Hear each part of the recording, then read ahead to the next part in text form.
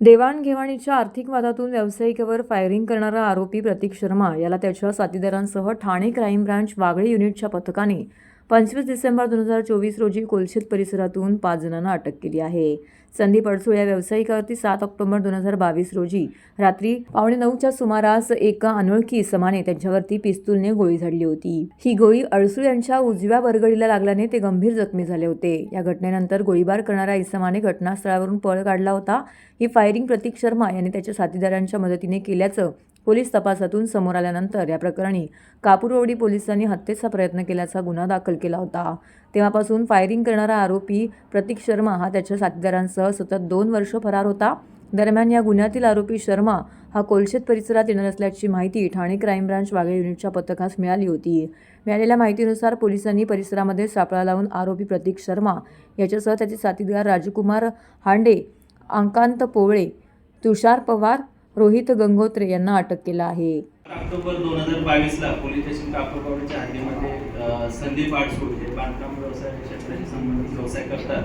त्यांच्यावर काही अज्ञात आरोपींनी फायरिंग केलं होतं. या घटनेला जवळपास 2 वर्ष उलटून गेली आहेत. या गुन्ह्यामध्ये समांतर तपास गुन्हे शाखेच्या युनिट 5 चे पोलीस निरीक्षक सलील भोसले आणि त्यांच्या टीमनं त्याच्यामध्ये समांतर तपास केला आणि गोपनीय माहिती आणि इतर तपासाच्या अनुषंगानं आतापर्यंत आपण 5 आरोपींना याच्यामध्ये अटक केलेली आहे. त्याच्यामध्ये सदरच्या गुन्ह्यामध्ये संदीप अडसूळ याच्यावर यातील आरोपींनी फायरिंग केलेलं होतं. त्याच्यामध्ये त्याला छातीमध्ये गोळी लागली होती. तो गंभीररीत्या जखमी झालेला होता. 2 वर्षानंतर अतिशय चांगल्या पद्धतीने तपास करून युनिट 5 सदरचा गुन्हा उघडण्यास आणलेला आहे.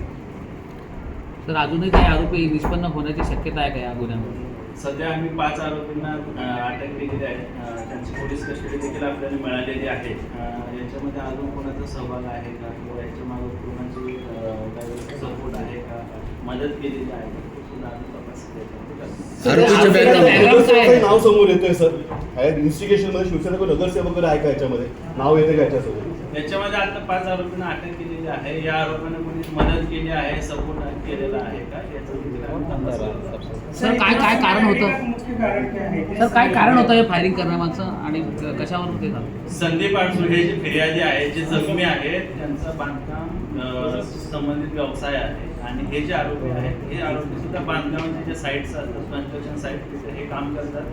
त्यांचा आर्थिक देवाणघेवाणीचा वाद होता आणि त्या वादामधून त्यांची ही सदरची घटना घडलेली आहे. या आरोपींनी संदीप अडसूळ याच्यावर फायरिंग केलं.